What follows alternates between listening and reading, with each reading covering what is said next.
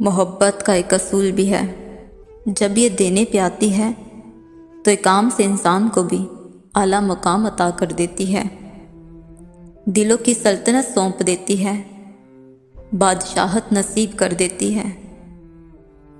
बेरंग जिंदगी में मोहब्बत अपने रंग भर देती है, लेकिन जब यही मोहब्बत अपने होने का एहराज मांगती है तो चंद लम्हों में हाक कर देती है, सांसें तक छीन लेती है। मैं भी मोहब्बत में सिर्फ लेती रही हूँ, हक समझती रही अपना, पर मोहब्बत को कभी समझ ना सकी। और जब तक समझ आई तब तक मोहब्बत के साथ साथ वजूद भी हाक हो गया।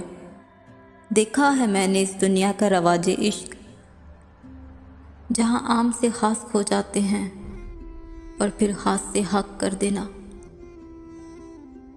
और यही मोहब्बत का असूल भी है, रवाज भी है, दस्तूर भी है, दर्दनाक और भयानक रूप भी है।